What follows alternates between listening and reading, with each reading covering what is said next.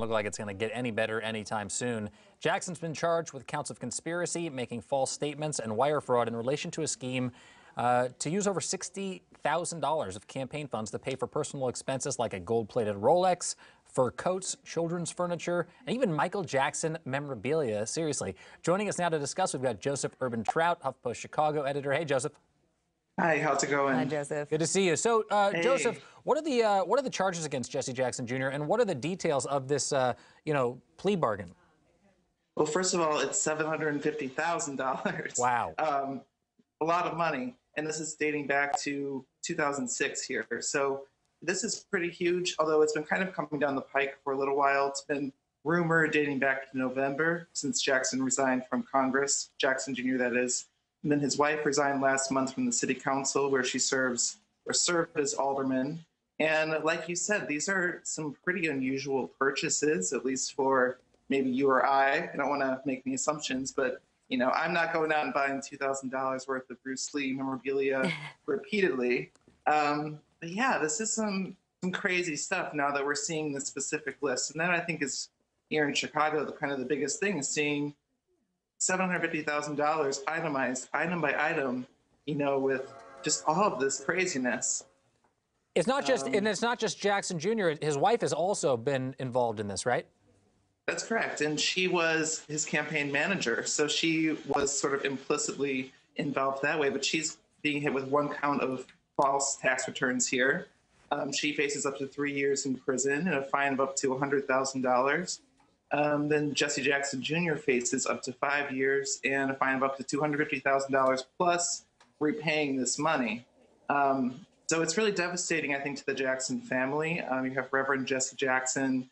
His father said today that this is really a difficult and painful ordeal. So this is just this has been coming down the pike for a few months, but this is really huge today that we're seeing this list that really just puts it all into perspective. Can you give us a few more details, too, about the list? I mean, yeah. we're giggling about it a little bit, too, but I mean, just how superfluous some of this stuff seems. I mean, so you have the memorabilia, you've got all this Michael Jackson stuff, you've got an Eddie Van Halen guitar, you've got a Malcolm X, some memorabilia there. We don't know exactly what the memorabilia is, it's not that detailed. You got some Michael Jackson stuff. Then you've got these capes. You've got a mink reversible parka that went for $1,200. You have a black and red cashmere cape, we've got a mink cashmere cap for $800. I mean, you've got a football signed by American presidents that was $5,000.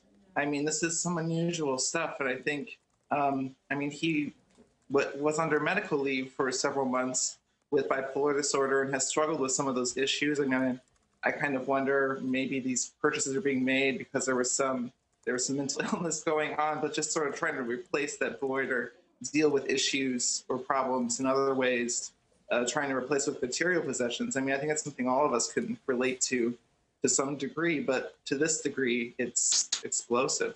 Let me just ask you quickly about the filing today. You can see on my computer that it's called an information. You see it at the bottom of the screen there. An information, my understanding is, typically indicates this might be a guilty plea. Is that what you're hearing too?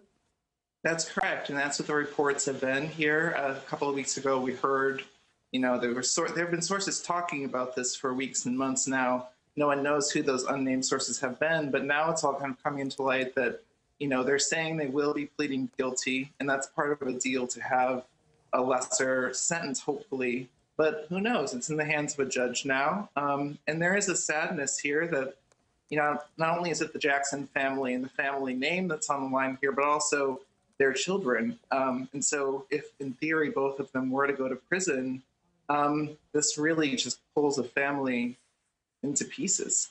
All right, Joseph, I appreciate you joining us. Thanks for taking the time, and we'll certainly check back soon for updates.